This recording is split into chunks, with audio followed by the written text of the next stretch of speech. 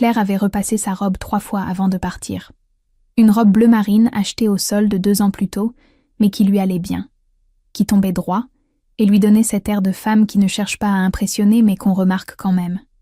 Elle s'était regardée dans le miroir de son 2 pièces de la Croix-Rousse, avait ajusté le col et s'était dit que ça irait. Dans la voiture de Nathalie, personne ne parlait. Marc conduisait, les yeux sur la route, tandis que Nathalie vérifiait son maquillage dans le miroir du pare-soleil. Claire, assise à l'arrière, regardait défiler les quais du Rhône à travers la vitre. Les platanes perdaient leurs dernières feuilles, et la lumière de novembre donnait à Lyon cette couleur ocre un peu triste qu'elle aimait tant. C'est Nathalie qui avait brisé le silence sans se retourner. « Claire, je te demande une seule chose ce soir. Ne me fais pas honte. » Le père de Marc est magistrat, président de chambre à la cour d'appel. Tu comprends ce que ça veut dire ? Claire comprenait très bien. Elle comprenait même mieux que Nathalie ne pouvait l'imaginer. Mais elle n'avait rien dit. Marc avait toussé d'un raclement de gorge gêné, et Claire avait senti qu'il voulait dire quelque chose, peut-être s'excuser pour le ton de sa fiancée, mais il s'était tu lui aussi. Elle avait noté ça. Ce silence de Marc, et cette façon de serrer les mâchoires quand Nathalie parlait sur ce ton. L'appartement des Delorme se trouvait rue de la République, au 4e étage d'un immeuble haussmannien. Parquet en point de Hongrie, moulures au plafond et cheminée en marbre dans le salon. Claire avait grandi dans un pavillon de banlieue à Vénissieux, et ce genre de décor lui avait longtemps paru appartenir à un autre monde. Mais les années passées au palais de justice à traverser des couloirs solennels et des salles d'audience chargées d'histoire lui avaient appris à ne plus être impressionné par la pierre et les dorures. Il y avait déjà du monde au salon, des gens bien habillés qui tenaient des coupes de crément et parlèrent d'un week-end à Mégève ou d'un restaurant étoilé qui avait changé de chef. Nathalie s'était immédiatement fondue dans le décor, et Claire l'avait observée avec un mélange d'admiration et de tristesse. Sa sœur avait ce talent de caméléon social, cette capacité à ajuster sa voix et ses références en fonction de la pièce dans laquelle elle se trouvait. En 5 minutes, elle parlait ski et parlait vin, comme si Vénissieux n'avait jamais existé. Claire avait pris une coupe de crément et s'était installée près de la fenêtre. Elle regardait les toits de Lyon dans le soir de novembre, et elle attendait. C'est quand Henri Delorme était entré dans le salon que tout avait basculé. Il avait 67 ans, des cheveux blancs coupés courts, des yeux d'un bleu très clair et cette façon de se tenir droit sans raideur, qui est la marque des hommes habitués à présider. Nathalie s'était précipitée vers lui, avait pris le bras de Marc, et s'était tournée vers Claire avec ce geste vague de la main qui minimise et qui réduit. « Et voici ma sœur Claire, la déception de la famille. » Elle avait ri en disant ça, un petit rire censé être léger et complice, mais Claire avait entendu le tranchant sous le rire, et les autres aussi. Le frère de Marc avait baissé les yeux, la cousine avait porté sa coupe à ses lèvres pour cacher sa gêne, et Henriette Delorme avait regardé ailleurs avec un soupir à peine perceptible. « Elle fait un peu de traduction », avait ajouté Nathalie. Des petits contrats par-ci par-là, rien de très... Elle n'avait pas fini sa phrase. Henri Delorme avait traversé le salon et s'était dirigé droit vers Claire pour lui tendre la main, franche et ouverte. « Madame Vasseur, quel plaisir de vous revoir. » Le salon s'était tu. Nathalie avait ouvert la bouche puis l'avait refermée avant de balbutier. « Vous connaissez Claire ?» Henri avait serré la main de Claire avec cette poigne respectueuse qu'il réservait aux gens qu'il estimait. « Bien sûr que je connais Madame Vasseur. Cela fait plusieurs années que nous travaillons ensemble. » C'est à ce moment-là que le verre de Nathalie avait glissé de sa main. Il avait heurté la table basse et s'était brisé en 3 morceaux sur le parquet, tandis que le vin rouge se répandait en une tache sombre sur le bois clair. Henriette s'était levée pour aller chercher une éponge et Marc s'était penché pour ramasser les morceaux. Nathalie était restée debout, immobile, les doigts refermés sur le vide, à regarder sa sœur comme si elle la voyait pour la première fois. Claire n'avait pas bougé, elle n'avait pas souri ni triomphé. Elle avait juste soutenu le regard de sa sœur calmement en pensant à leur mère qui répétait quand elles étaient petites. « La vérité, mes filles, c'est comme l'eau. Ça finit toujours par trouver son chemin. » Le dîner n'avait pas encore commencé, et déjà tout avait changé. Claire n'avait presque pas dormi. Elle était rentrée chez elle vers minuit après un dîner où chaque plat avait eu le goût de cendre, où chaque sourire poli des Delorme lui avait semblé chargé de sous-entendus, et où Nathalie n'avait plus prononcé un seul mot dans sa direction de toute la soirée. Le trajet du retour s'était fait en silence. Marc au volant, les yeux fixés sur la route, et Nathalie le visage tourné vers la vitre, comme si le paysage nocturne de Lyon était soudain devenu la chose la plus fascinante du monde. Claire était descendue devant son immeuble de la Croix-Rousse, avait dit bonsoir d'une voix neutre, et la voiture avait redémarré avant même qu'elle n'ait trouvé ses clés. Dans son appartement, elle avait enlevé ses chaussures, posé son sac sur la chaise de l'entrée, et s'était assise sur le canapé, sans allumer la lumière. Par la fenêtre du salon, la ville scintillait en contrebas. Les lumières de la presqu'île se reflétaient dans le Rhône, et quelque part dans l'un de ces immeubles haussmanniens, Nathalie devait être en train de raconter à Marc sa propre version de la soirée. Claire connaissait sa sœur. Elle savait exactement comment Nathalie allait tourner les choses. Elle dirait que Claire avait fait exprès de ne pas mentionner qu'elle connaissait Henri, qu'elle avait voulu briller à ses dépens, qu'elle avait cherché à l'humilier devant sa belle famille. Et Marc écouterait, parce que Marc écoutait toujours Nathalie. Du moins c'est ce que Claire avait cru voir jusqu'à ce raclement de gorge gêné dans la voiture. Le lendemain matin, elle s'était levée tôt et avait préparé un café en regardant la pluie tomber sur les toits de la Croix-Rousse. Son appartement était petit, mais lumineux même par temps gris, un 2 pièces sous les toits encombré de dictionnaires et de dossiers, avec une étagère entière consacrée au code juridique et au manuel de terminologie. Sur le bureau près de la fenêtre, il y avait un ordinateur portable, un casque audio professionnel et une pile de documents en attente de traduction. Le quotidien d'une interprète assermentée près la cour d'appel de Lyon. Un métier que Nathalie résumait en 5 mots. Elle fait un peu de traduction. Claire avait pensé à leur mère ce matin-là. Maman était morte 3 ans plus tôt d'un cancer du pancréas qui l'avait emportée en 6 mois, et pendant ces 6 mois, c'est Claire qui avait tout géré. Les rendez-vous médicaux, les papiers de la maison de repos, les factures qui s'accumulaient. Nathalie venait le dimanche quand elle pouvait, restait 1 heure, embrassait maman sur le front et repartait en disant qu'elle avait une réunion le lundi matin. Claire ne lui en avait jamais voulu, car chacun porte le chagrin comme il peut. Mais elle se souvenait de cette phrase que maman avait murmurée un soir en lui tenant la main.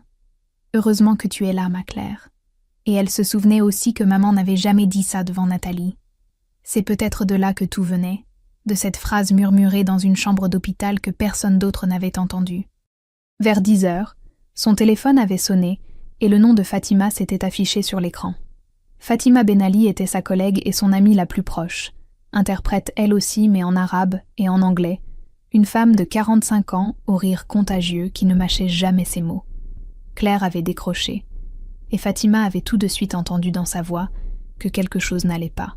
« Raconte », avait dit Fatima, et Claire avait raconté. Le dîner, la phrase de Nathalie, le regard des invités, et puis Henri Delorme qui avait traversé le salon pour lui serrer la main. Fatima avait écouté sans interrompre, et quand Claire avait eu fini, elle avait laissé passer un silence avant de dire « Et toi, qu'est-ce que tu as fait ?»« Rien. Je n'ai rien fait. » »« Évidemment que tu n'as rien fait. Tu ne fais jamais rien, Claire. C'est ça ton problème. Ta sœur te traite comme une moins que rien devant des inconnus. Et toi, tu souris, et tu attends que ça passe. » Claire avait senti les larmes lui monter aux yeux, parce que Fatima avait raison, et que la vérité fait toujours plus mal quand elle vient de quelqu'un qui vous aime. Elle avait serré le téléphone contre son oreille, et avait dit d'une voix à peine audible « Je ne veux pas gâcher son mariage. » Son mariage. Tu entends ce que tu dis ? Elle te présente comme la honte de la famille, et toi tu penses qu'à son mariage. Fatima avait soupiré longuement, puis avait repris d'une voix plus douce. Claire, Henri Delorme te connaît et te respecte. Les gens de ce tribunal te respectent. La seule personne au monde qui ne voit pas ce que tu vaux, c'est ta propre sœur, et ça devrait te mettre en colère au lieu de te faire pleurer. Claire avait raccroché quelques minutes plus tard sans avoir promis quoi que ce soit. Elle s'était assise à son bureau, avait ouvert le dossier qu'elle devait traduire pour le lendemain et avait essayé de travailler. Mais les mots dansaient devant ses yeux et dans sa tête une seule phrase tournait en boucle. La voix de Nathalie répétant comme un disque rayé « La déception de la famille ». 3 jours après le dîner, le téléphone de Claire avait sonné alors qu'elle relisait une traduction dense sur une affaire de droit commercial impliquant une société polonaise. Le numéro qui s'affichait était celui du greffe de la cour d'appel, Et Claire avait décroché avec ce réflexe professionnel qui faisait que sa voix devenait immédiatement posée et précise. Ce n'était pas le greffe, mais Henri Delorme lui-même. Il s'excusait de la déranger et lui expliquait qu'une mission d'interprétation urgente venait de tomber. Un dossier pénal avec un prévenu polonais qui devait être entendu dans la semaine et dont l'interprète habituel était en arrêt maladie. Claire avait accepté sans hésiter car c'était son travail, et elle le faisait bien. L'audience avait duré 2 heures. Claire avait traduit avec cette rigueur et cette fluidité qui faisait d'elle l'une des interprètes les plus demandées de la juridiction. À la fin de l'audience, Henri l'avait raccompagnée jusqu'au hall. Et c'est là, dans ce grand hall de pierre où leur voix résonnait légèrement, qu'il avait abordé le sujet. « Madame Vasseur, je ne voudrais pas être indiscret, mais je dois vous dire quelque chose.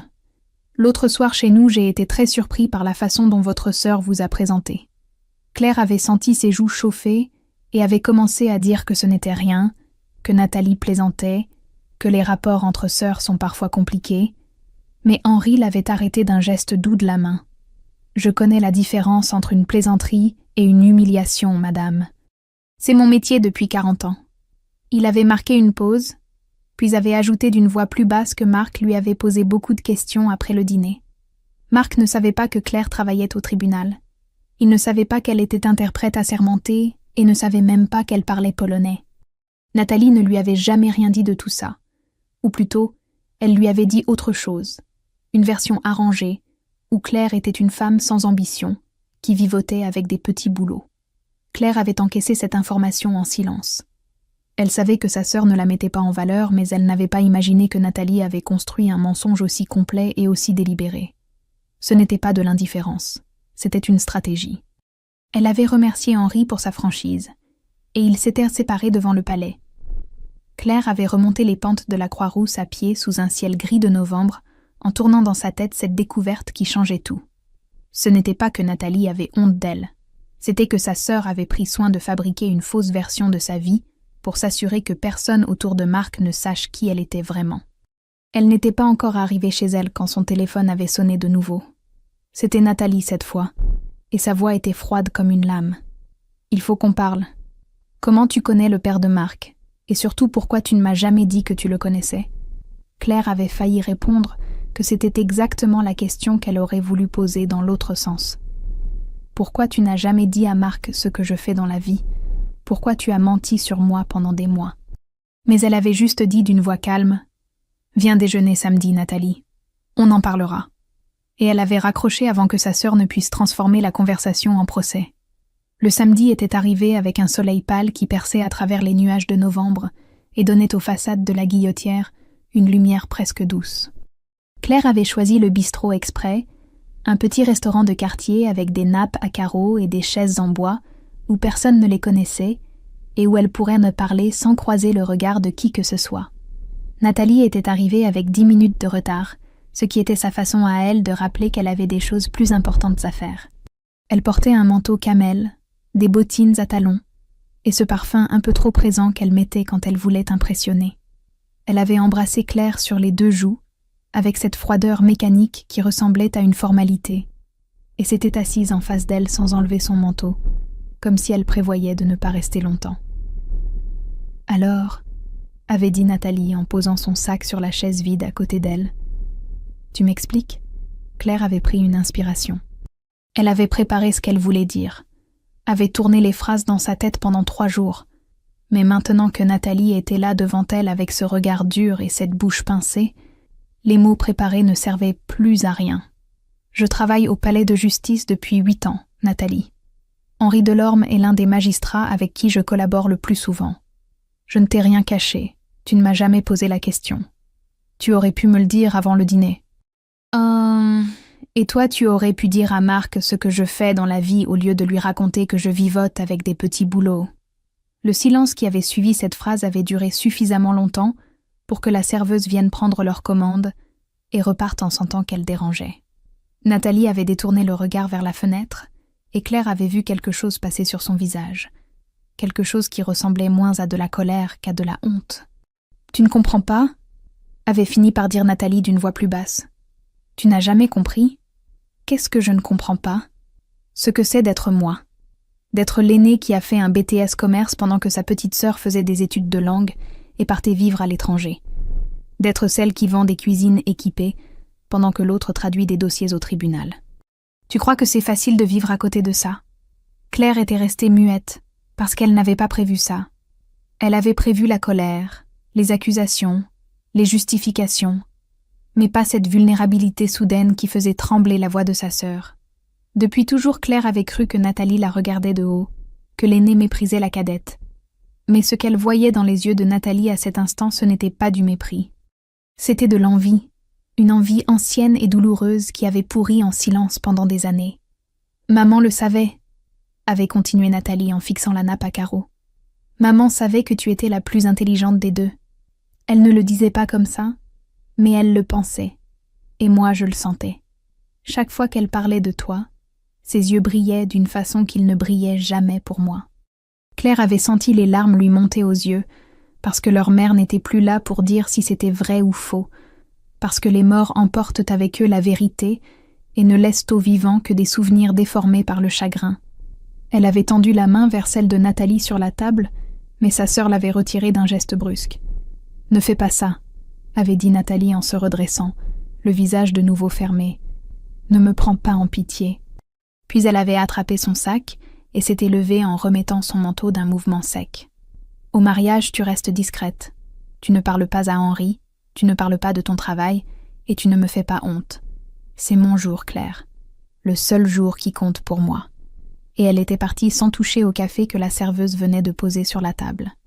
Claire était restée seule dans le bistrot de la Guillotière, avec 2 tasses fumantes, et cette certitude nouvelle et terrible que sa sœur ne la détestait pas.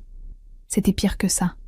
Sa sœur l'enviait depuis toujours, et cette envie avait fini par ressembler à de la haine. Marc avait mis du temps à poser les questions qu'il avait sur le bout des lèvres depuis le dîner.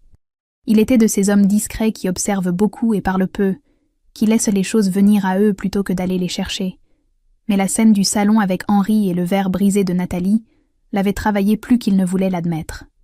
Il y avait quelque chose qui ne collait pas dans la version que Nathalie lui avait toujours donnée de sa sœur, et ce quelque chose avait pris la forme d'une poignée de main respectueuse entre son propre père et cette femme que sa fiancée décrivait comme un échec. Un soir, après le travail, il avait tapé le nom de Claire Vasseur sur Internet. Ce n'était pas de l'espionnage, c'était de la curiosité, le genre de geste anodin que tout le monde fait, mais que personne n'avoue. Et ce qu'il avait trouvé l'avait stupéfait.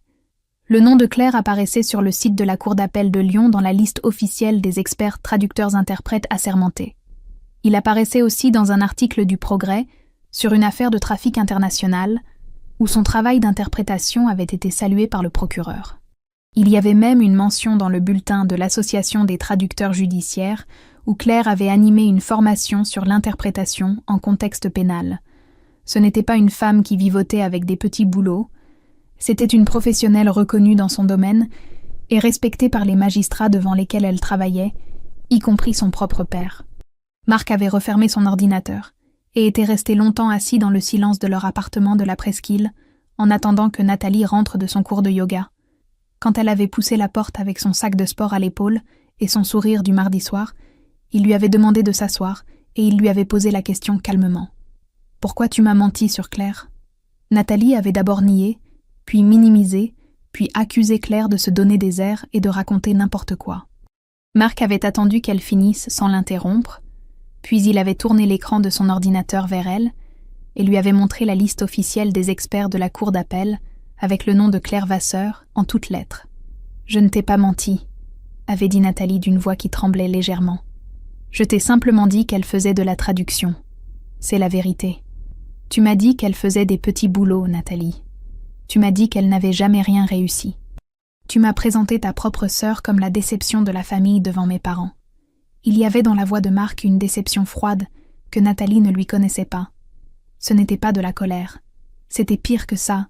C'était un homme qui réalisait que la femme qu'il allait épouser lui avait menti sur quelque chose qui n'avait aucune raison d'être un mensonge. On ment sur des choses graves, on ment sur des dettes ou des erreurs du passé, mais on ne ment pas sur le métier de sa propre sœur, sauf si le mensonge cache quelque chose de plus profond. Nathalie avait essayé de rattraper la situation en disant que Claire et elle avaient des rapports compliqués, que c'était une histoire de famille, et que Marc ne pouvait pas comprendre. Marc avait répondu qu'il comprenait très bien au contraire, et qu'il allait appeler Claire pour s'excuser de ne pas avoir réagi le soir du dîner. C'est à ce moment-là que Nathalie avait perdu son calme. « Si tu l'appelles, je considère que tu choisis son camp. » Marc l'avait regardé longuement avant de répondre. « Il n'y a pas de camp, Nathalie. Il y a ta sœur que tu as humiliée devant ma famille, et à qui tu dois des excuses. » Nathalie était sortie de la pièce en claquant la porte de la chambre, et Marc était resté seul dans le salon avec l'écran de l'ordinateur encore allumé sur le nom de Claire Vasseur. Le lendemain, Claire avait reçu un appel de Fatima qui avait une voix étrange au téléphone. Fatima lui avait expliqué qu'elle avait croisé une amie commune au marché de la Croix-Rousse, une certaine Valérie qui connaissait Nathalie par son club de gym, et que cette Valérie lui avait dit sans méchanceté, et même avec une sorte de compassion gênée, que Nathalie racontait à tout le monde que sa sœur vivotait avec des traductions mal payées et qu'elle avait du mal à joindre les deux bouts. Claire avait raccroché et s'était assise sur son lit. Ce n'était plus une omission. Ce n'était plus un mensonge par facilité. C'était une campagne méthodique pour réduire son image aux yeux de tous ceux qui les entouraient. Nathalie ne se contentait pas de taire ce que Claire était. Elle fabriquait activement une version diminuée de sa sœur pour que personne ne puisse jamais la comparer à elle. Et en comprenant ça, Claire avait compris aussi que le déjeuner du samedi n'avait rien changé du tout. Les larmes de Nathalie et sa vulnérabilité au bistrot de la Guillotière n'avaient été qu'un moment de faiblesse passager, pas un début de vérité. Le déjeuner dominical chez tante Monique avait lieu comme chaque année, à la mi-novembre, dans sa maison de Caluire, une petite pavillon avec un jardin où leur mère et elle avaient grandi ensemble. Tante Monique était la sœur cadette de leur mère, une ancienne institutrice à la retraite, qui disait ce qu'elle pensait avec cette franchise tranquille, des gens qui n'ont plus rien à perdre ni personne à impressionner. Toute la famille était là. Leur père Georges qui mangeait en silence comme d'habitude, 2 cousins venus de Villeurbanne avec leurs enfants, et Nathalie qui était arrivée au bras de Marc avec un sourire éclatant comme si rien ne s'était passé. Claire l'avait observée embrasser tante Monique avec cette chaleur fabriquée qu'elle réservait aux réunions de famille, et s'était installée à l'autre bout de la table sans rien dire. Le repas s'était déroulé normalement jusqu'au fromage. Les cousins parlèrent de leurs vacances. Georges coupait son pain en petits morceaux réguliers, et tante Monique servait du vin en racontant une anecdote sur le voisin qui avait taillé sa haie de travers. C'est au moment du café que Nathalie avait commis l'erreur qui allait tout faire basculer. Un cousin avait demandé à Claire ce qu'elle faisait en ce moment, et avant que Claire n'ait pu ouvrir la bouche, Nathalie avait répondu à sa place avec un petit geste désinvolte de la main. « Oh, tu sais, Claire fait toujours ses petites traductions. Rien de nouveau. » Le silence qui avait suivi n'avait duré qu'1 seconde, mais Claire avait vu le visage de tante Monique changer. L'ancienne institutrice avait posé sa tasse de café sur la soucoupe avec un geste lent et précis, puis elle avait regardé Nathalie droit dans les yeux.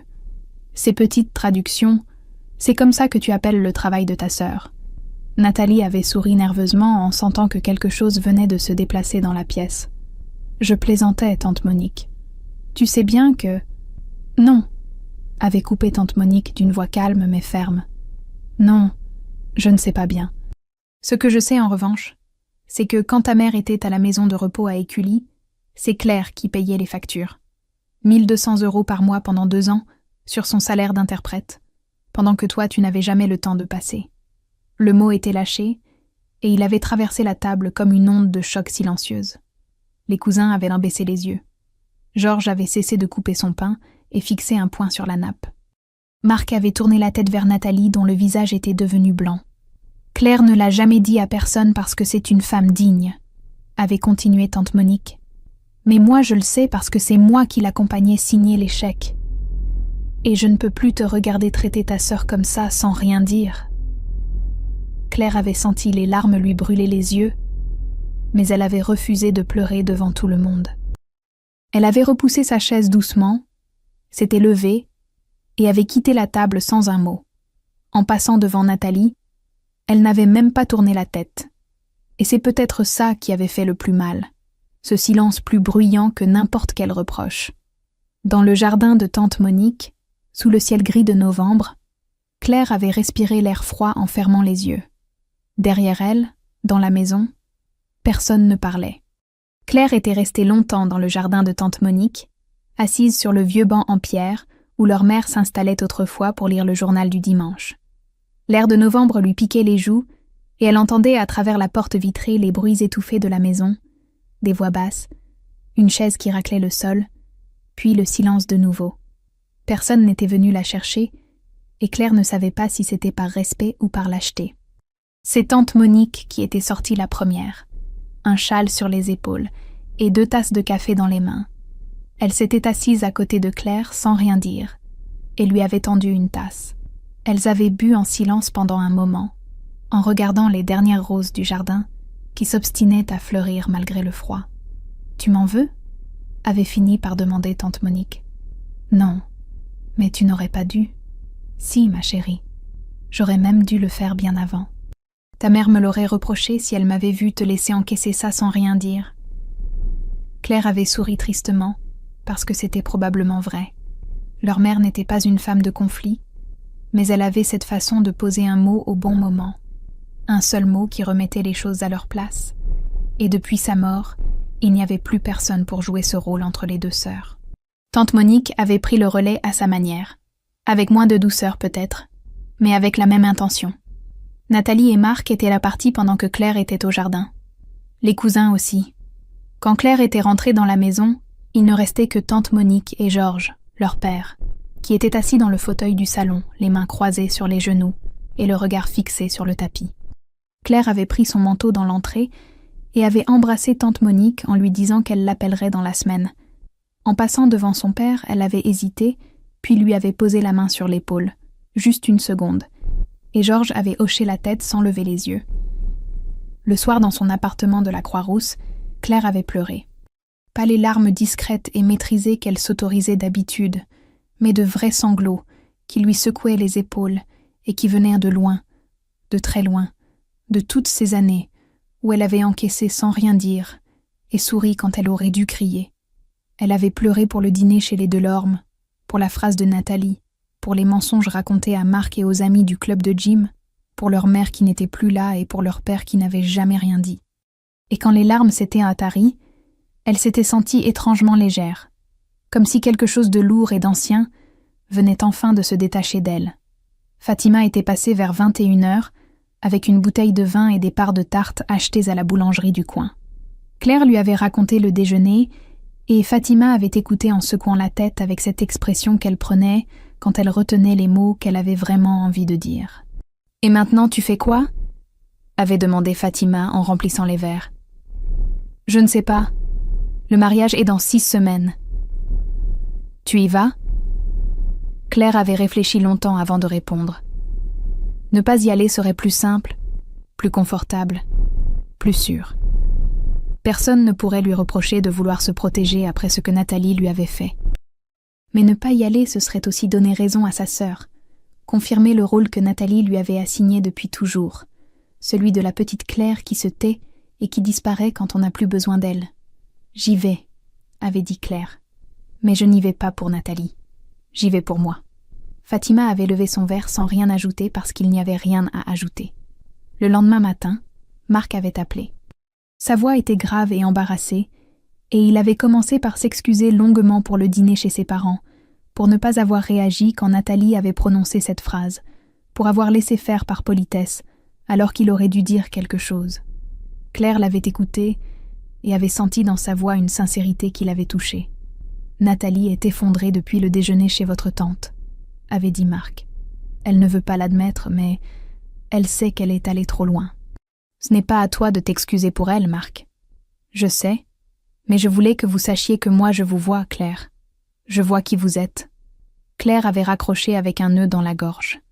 Elle ne voulait pas que ce mariage éclate à cause d'elle. Elle ne voulait pas être celle qui détruit quelque chose, même si ce quelque chose était bâti sur des mensonges. Mais elle ne voulait plus non plus être invisible. Le temps du silence était terminé, et ce qui allait se passer au mariage dépendrait de Nathalie, pas d'elle.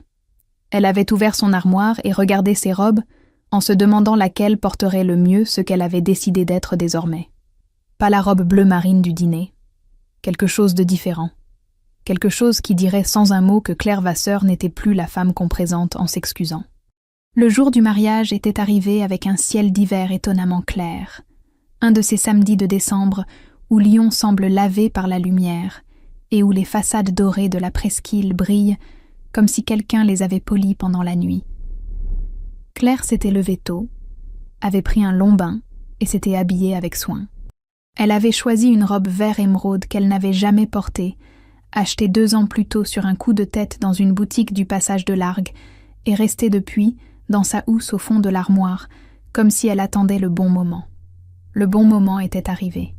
Fatima l'avait déposée devant la mairie du 2e arrondissement à 11h moins le quart. En descendant de la voiture, Claire avait vu les invités qui se rassemblaient sur les marches. Une centaine de personnes en manteau sombre et en écharpe de soie qui se saluaient dans la vapeur blanche de leur souffle. Elle avait reconnu les cousins de Caluire, le frère de Marc avec sa femme, Henriette Delorme en tailleur gris-perle, et Henri qui se tenait un peu en retrait, en discutant avec un homme que Claire ne connaissait pas. Nathalie était magnifique. Il fallait lui reconnaître ça. Elle portait une robe blanche, ajustée avec une traîne courte et un bouquet de pivoine d'hiver, et elle souriait de ce sourire éclatant, qui était sa meilleure armure. Quand elle avait aperçu Claire sur les marches, son sourire avait vacillé pendant une fraction de seconde, juste assez pour que Claire le remarque. Puis, elle avait détourné le regard et s'était accrochée au bras de Marc. La cérémonie avait été brève et élégante. L'adjointe au maire avait lu les articles du Code civil d'une voix chantante, et Claire, assise au 3e rang, avait regardé sa sœur dire oui, en pensant que malgré tout ce qui s'était passé entre elles, il y avait quelque chose de beau dans ce moment, quelque chose qui appartenait à Nathalie seule, et que personne ne pouvait lui enlever. C'est au vin d'honneur que tout s'était joué. La réception avait lieu dans un salon privatisé du Grand Hôtel-Dieu, un espace au plafond voûté et aux murs de pierre blanche, où les serveurs circulaient avec des plateaux de champagne et de toasts au saumon. Les invités formaient des petits groupes qui se faisaient et se défaisaient au gré des conversations, et Claire s'était tenue à l'écart, un verre à la main, échangeant quelques mots avec les cousins et avec une collègue de Nathalie qui la trouvait charmante. Puis Henri Delorme avait pris la parole. Quelqu'un lui avait tendu un micro, et il s'était placé au centre de la salle avec cette aisance naturelle des hommes qui ont passé leur vie à parler en public.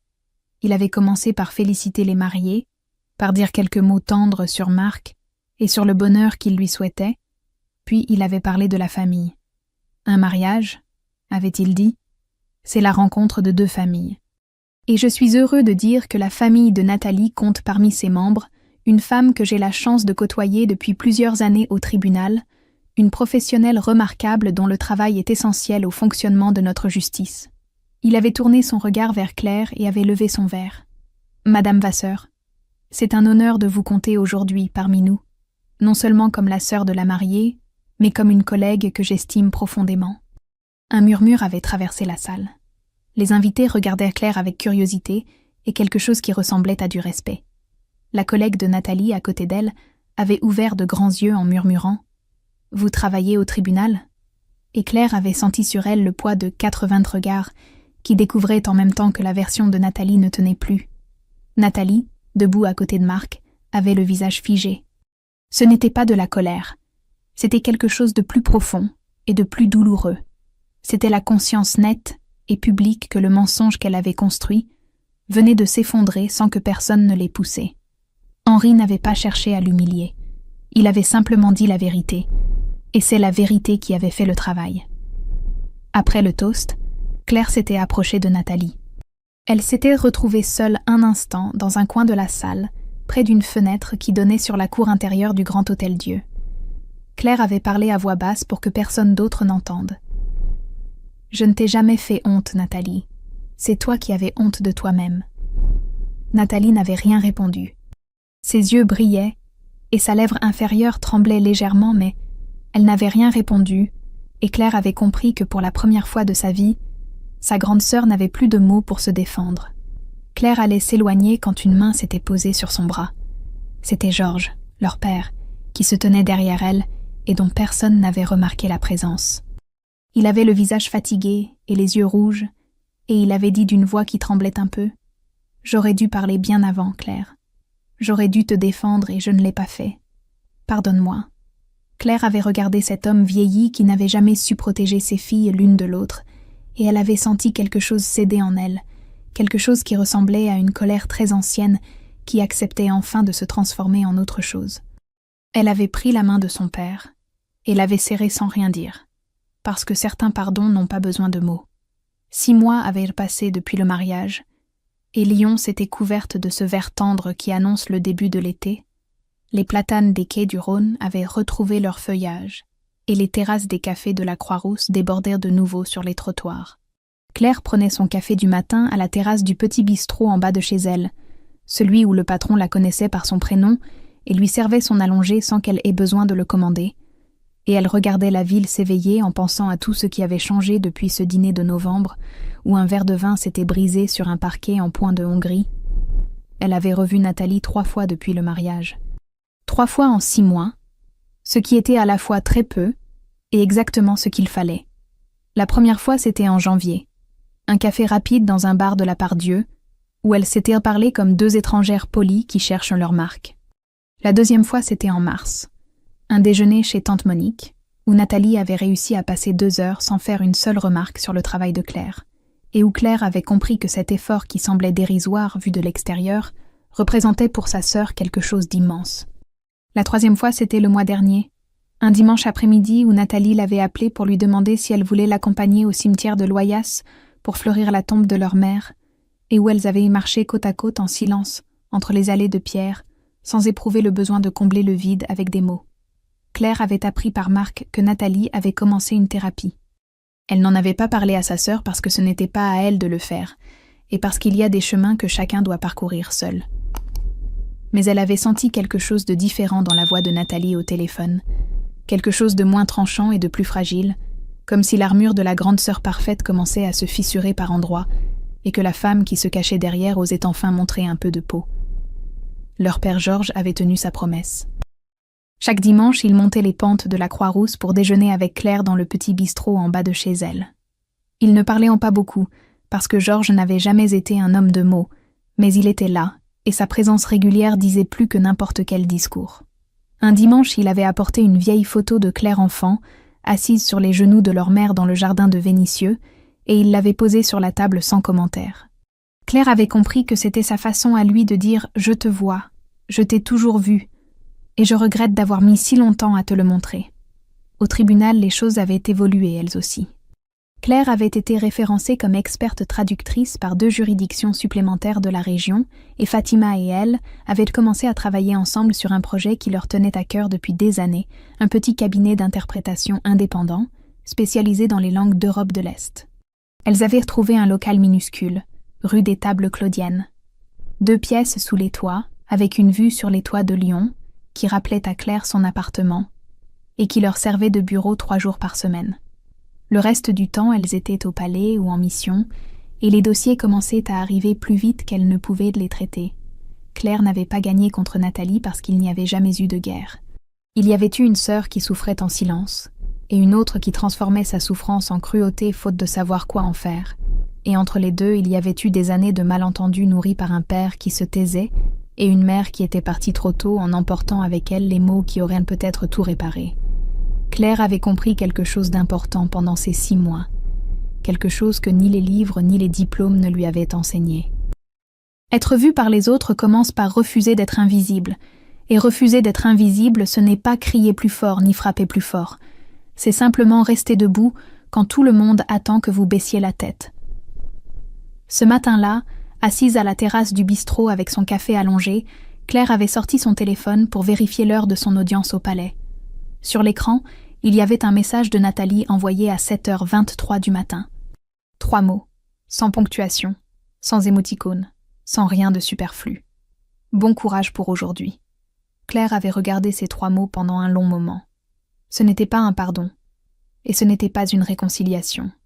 C'était quelque chose de plus modeste et de plus vrai que ça. C'était une sœur qui apprenait, maladroitement et lentement, à reconnaître l'existence de l'autre. C'était un début. Elle avait rangé son téléphone, terminé son café, et s'était levée pour descendre vers le palais de justice. Le soleil de juin éclairait les pentes de la Croix-Rousse, et les toits de Lyon brillaient en contrebas comme une promesse que Claire n'avait plus besoin de formuler, parce qu'elle la portait déjà en elle.